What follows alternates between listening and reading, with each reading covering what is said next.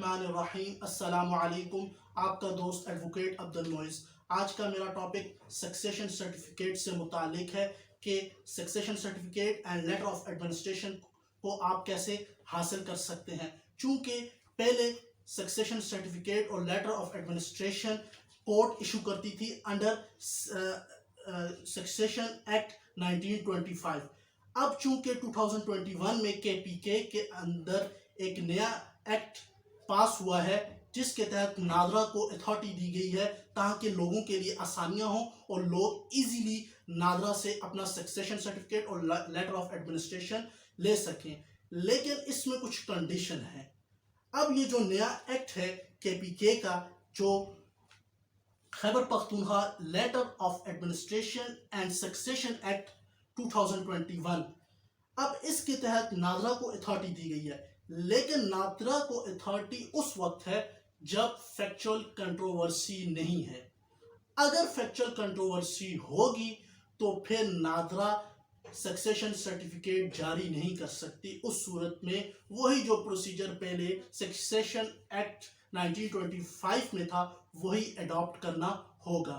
अब factual controversy क्या है, सबसे पहले हम इस बात को समझने की कोशिश करते हैं। तो इसी एक्ट का सेक्शन 2 जो डेफिनेशन है, इसकी क्लास बी हमें यह बताती है कि फैक्चुअल कंट्रोवर्सी क्या है। फैक्चुअल कंट्रोवर्सी ये है कि जब कोई भी लीगल हेयर इस बात से इनकार कर दे कि ये जो दूसरा बंदा है ये लीगल हेयर नहीं है। सपोज अब एक जजमेंट थी, अब शिया लॉ के अंदर जिस बेवा के बच्चे ना हो तो वो विरासत में उसका हक नहीं होता शोहर की तरफ से। लेकिन अब सुन्नी लॉ में उस बेवा का भी हक होता है चाहे उसके बच्चे हों या ना हो। अब ये बात कि ये जो डिजीज फोत हुआ है बेवा का शोहर, ये सुन्नी था या ये शिया था। अब जो दूसरे लीगल हेयर्स थे वो कह रहे थे कि ये शिया है, लेकिन बीवी कह रही थी कि मेरा शोहर सुन्नी था। तो अब ये एक तरफ से डिनाइड हो गया। तो इस डिनाइड की सूरत में ये एक फैक्चुअल कंट्रोवर्सी है। एक फैक्चुअल कंट्रोवर्सी वो है जिसमें एविडेंस की जरूरत हो। अगर किसी भी मामले में एविडेंस की जरूरत हो गई तो फिर भी नादरा इशू नहीं कर सकता। तीसरा एक फैक्चुअल कंट्रोवर्सी है कि अगर माइनर हो, कोई भी लीगल हेयर माइनर हो, तो जाहिर है उस सूरत में फिर हमें कोर्ट से पहले उस माइनर की गार्डियनशिप लेनी होगी, उसके बाद वो उसकी सक्सेशन सर्टिफिकेट जारी हो सकता है। तो ये थी कुछ इससे रिलेटेड फैक्चुअल कंट्रोवर्सीज जो इसका सेक्शन 2 भी डिफाइन करता है। अब जो इसका सेक्शन 3 है, जो इंपॉर्टेंट है कि लेटर ऑफ एडमिनिस्ट्रेशन और सक्सेशन सर्टिफिकेट कौन जारी करेगा। तो इस एक्ट के में ये बताया गया है कि अथॉरिटी जो है वो जारी करेगी लेटर ऑफ एडमिनिस्ट्रेशन और सक्सेशन सर्टिफिकेट। और इसी सेक्शन 2 की क्लास ए अथॉरिटी डिफाइन करती है। Authority mean national database and registration authority, वही नादरा की बात हो रही है। Establish under section 3 of national database and registration authority ordinance 2000, वही कि जो लेटर ऑफ एडमिनिस्ट्रेशन है इसका सेक्शन 3 कहता है कि वो नादरा जारी करेगी। अब सेक्शन 4 इसका ये कहता है कि नादरा के अंदर अब एक स्पेशल ऑफिस बनाया जाएगा जो इस सक्सेशन सर्टिफिकेट और लेटर ऑफ एडमिनिस्ट्रेशन के पर्पस को हल करेगा। जो भी लोग इस मकसद के लिए जाएंगे तो एक अलग ऑफिस होगा और उसमें वहां से ये सक्सेशन सर्टिफिकेट आफ्टर जो भी उसकी रिक्वायरमेंट्स है उसके फुलफिल होने के बाद। अब ये जो सेक्शन 5 है, ये सेक्शन 5 ये बार लगाता है जो मैंने बात आपको कही कि फैक्चुअल कंट्रोवर्सी की सूरत में नादरा इशू नहीं कर सकता। तो ये बात सेक्शन 5 में मेंशन है। सेक्शन 5 की क्लास बी ये कहती है कि process and assess the application by way of summary inquiry in the manner as may be prescribed, कि वो नादरा करेगी। But in case of any factual controversy amongst the legal heirs decline to access, वो उस पर NADRA decline करेगी। नादरा जब decline करेगी तो फिर application for filing afresh before the appropriate form in accordance with the provision of succession act, जब factual controversy होगी तो फिर नादरा उसको डिक्लाइन करेगी। वो आप एप्लीकेशन के थ्रू भी कर सकते हैं या नादरा ऑटोमेटिकली कंप्यूटर के थ्रू आप वो डिक्लाइन कर देगी। फिर आप कोर्ट में जाएंगे और कोर्ट में प्रॉपर सूट के थ्रू आप सक्सेशन सर्टिफिकेट करेंगे। अब आप नादरा को एप्लीकेशन देते वक्त अगर आप फैक्चुअल कंट्रोवर्सी नहीं है तो आप क्या क्या चीज़ें आप लीगल रिक्वायरमेंट्स हैं जो आपने अपनी एप्लीकेशन के साथ लगानी है। सबसे पहली बात, ये सेक्शन 6 का ये बयान करता है कि एक लीगल हेयर दूसरे के बिहाफ पे भी सबको भी रिप्रेजेंट कर सकता है। एक मुख्तियारनामा अगर सबकी तरफ से हो जाए कि ये जो लीगल हेयर है, सपोज वालिद एक भाई है और सारी बहनें हैं, तो बहनें मुख्तियारनामा लिख के दे देती हैं कि हमारा ये भाई हमें रिप्रेजेंट करेगा, तो फिर बहनों की आने की ज़रूरत नहीं है। अब जो जो लीगल डॉक्यूमेंट्स हैं इस सेक्शन 6 की आगे प्रोविजन क्लास 3 के ए है कि डेथ सर्टिफिकेट हो जो डिजीज फोर्थ हुआ वो होना चाहिए। इसके साथ साथ लीगल हेयर्स की लिस्ट होनी चाहिए, कौन कौन से लीगल हेयर्स हैं।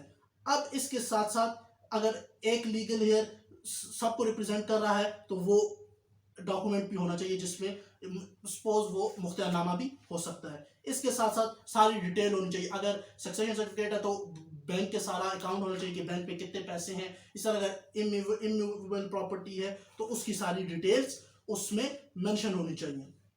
अच्छा, जब एप्लीकेशन नादरा उसको एक्सेप्ट कर लेगी तो उसके बाद नादरा का ये काम है कि वो अब पब्लिश करेगी उस न्यूज़पेपर में उसको पब्लिश करेगी और 14 डेज तक इंतज़ार करेगी। अगर 14 डेज तक कोई भी इशू नहीं आता, कोई भी बंदा आकर ये नहीं कहता कि ये लीगल हेयर्स नहीं है, कोई भी इशू नहीं है, हम भी लीगल हेयर्स हैं, अगर वो कह देते हैं कि हम भी लीगल हेयर्स हैं और न्यूज़पेपर, तो फिर उसके बाद जाहिर बात है फिर फैक्चुअल कंट्रोवर्सी आ जाती है, तो फिर वो नादरा डिक्लाइन करेगी और फिर वो पार्टी चली जाएगी कोर्ट्स में। लेकिन अगर 14 दिन के बाद न्यूज़ में पब्लिश होने के बाद वो नहीं होते तो फिर उसके बाद नादरा जो है वो करेगी बायोमेट्रिक वेरिफिकेशन करेगी। नादरा अब उन लीगल हेयर्स की बायोमेट्रिक वेरिफिकेशन करेगी। अगर उसमें कोई इशू आ जाता है तो फिर वो सारे लीगल हेयर्स को भी बुला सकती है। अगर किसी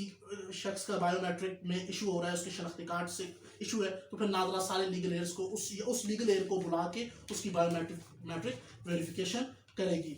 और जब बायोमेट्रिक वेरिफिकेशन भी हो गई और सारी चीज़ें हो गई तो उसके बाद नादरा एक लेटर ऑफ एडमिनिस्ट्रेशन इशू करेगी जिसका वही इफेक्ट होगा जो सक्सेशन एक्ट के 1925 के आगे जो 372 सेक्शन ऑनवर्ड जो सारी चीज़ें हैं, वही इफेक्ट इसी सक्सेशन सर्टिफिकेट का भी होगा जो नादरा करती है। और दूसरी बात ये, इसका सेक्शन 7-8 भी इतना रेलिवेंट नहीं है। सेक्शन 9 ये कहता है कि नादरा फ़ी भी ले सकती है, कुछ ना कुछ फ़ी कॉस्ट हो सकती है, अप्रॉक्सीमेटली वही फीस होती है जो एक वकील लेता है। आई थिंक 20 to 25,000 नादरा की फीस भी होती है। इसके साथ साथ सेक्शन 10 कोर्ट्स पे बार लगाता है, कोर्ट्स की जुरिस्डिक्शन पे बार लगाता है कि कोई कोर्ट भी, no court shall exercise jurisdiction till such time the authority declines to process. वही बात कि जब फैक्चुअल कंट्रोवर्सी आएगी और उसके बाद नादरा डिक्लाइन करेगा तो फिर कोर्ट को जुरिस्डिक्शन हासिल होगी सक्सेशन सर्टिफिकेट और लेटर ऑफ एडमिनिस्ट्रेशन जारी करने का। अगर को नादरा डिक्लाइन नहीं करेगी तब तक कोर्ट को बाहर है, कोर्ट की जुरिस्डिक्शन पे ये बात है। इसके साथ साथ सेक्शन 11 कुछ पेनल्टीज भी बताता है कि अगर the provision in related to offences penalties and mention in chapter 10 of national database, अगर कोई इस तरह की कोई कानूनी खिलाफ वर्जी करता है तो जो नादरा के ऑर्डिनेंस 2000 में जो पेनल्टीज बयान की गई हैं वही ये होगी। और सेक्शन 12 ये कहता है कि ये जो एक्ट है वो ओवरराइड करेगा दूसरे तमाम एक्ट्स को। जाहिर बात है सक्सेशन एक्ट था 1925 का, अब ये नया एक्ट आ गया KPK का, तो ये उसको ओवरराइड करेगा।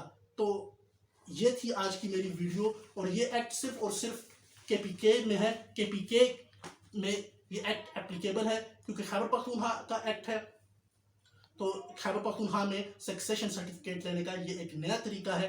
तो उम्मीद है आपको मेरी ये वीडियो पसंद आई होगी। अगर आपको मेरी ये वीडियो पसंद आई है तो मेरा चैनल भी ज़रूर सब्सक्राइब कीजिएगा और कमेंट्स बॉक्स में आप क्वेश्चंस भी पूछ सकते हैं। जज़ाकल्लाहु खैरन।